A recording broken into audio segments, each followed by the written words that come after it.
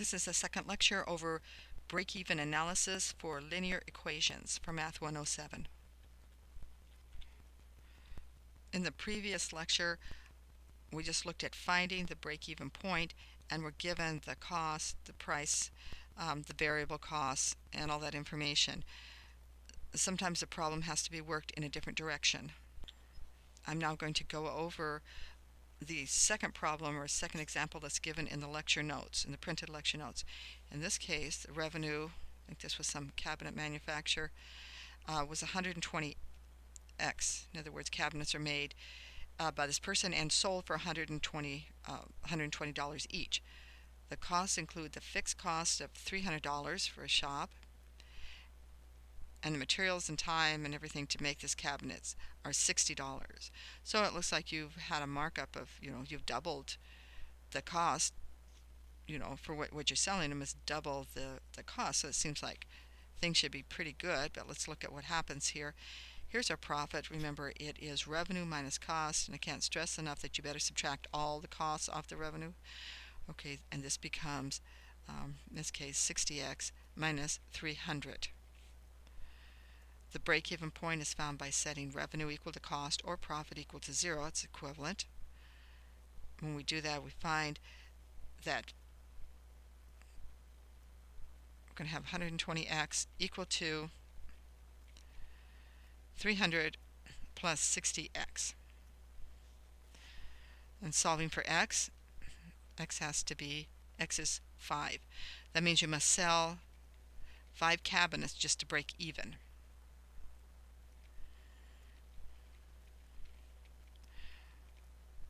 Okay, I don't know what kind of market there is, but let's say 5 is too much. Say all you can sell is 5, or maybe you can't even sell 5 in a month. In that case, you would always be operating at a loss. The question now is what to do about the situation. Well, there's several things you can do. First, you could increase the price, change this number. You could decrease your fixed costs, move your operation to your basement.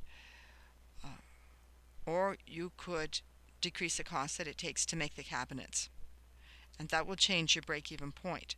So sometimes you have to look for what would be the new cost, given that perhaps I want to break even at 3, so that the last 2 cabinets I sell in the month, if I can only sell 5, at least I'm making I'll have a gain from those final 2 cabinets.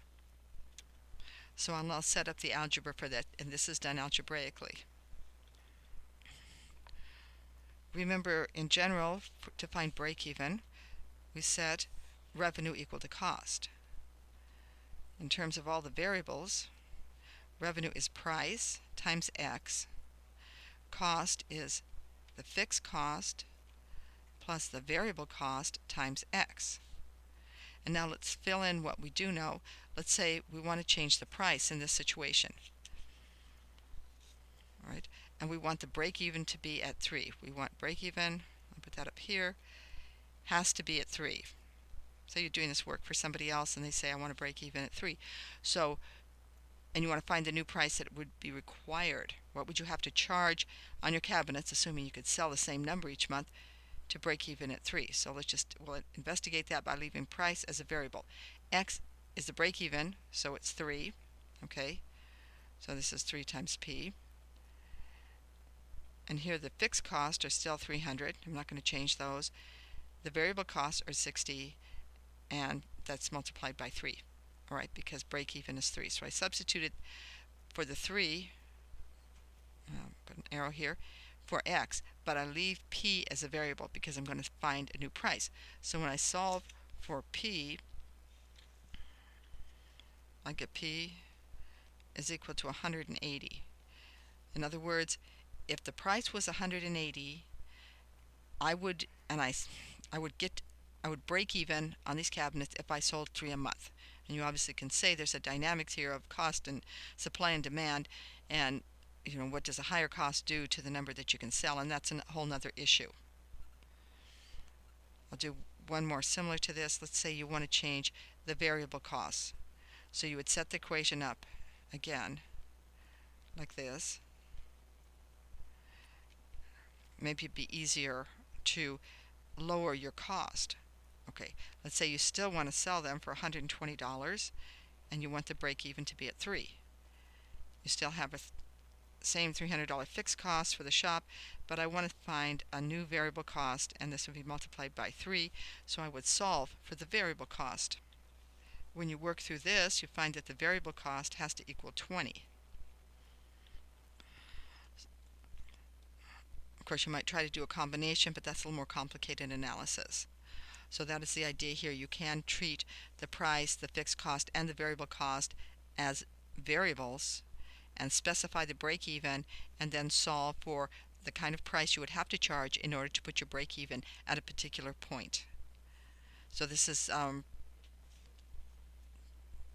your linear cost, your linear break even analysis, and I'll review once more what those equations are. The variables are revenue, which is price times the number sold, X being the number sold or the number hours billed. Cost has two parts: your fixed cost, generally your rent, and then a variable cost, which is the cost per item. Profit is revenue minus cost,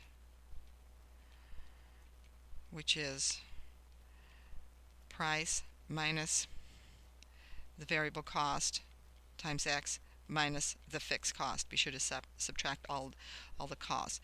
In break-even analysis, when you graphically, revenue looks something like that. Again, this is a money axis. You can draw everything right on here. The fixed costs start here at, or the costs start here. This is your fixed cost right here, and this is the graph for your costs, both fixed and variable. And the profit starts right down here at minus the fixed cost, and at break even the profit is 0.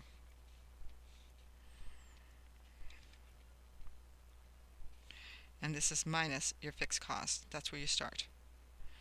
And the goal algebraically is to find this point. And you do that by setting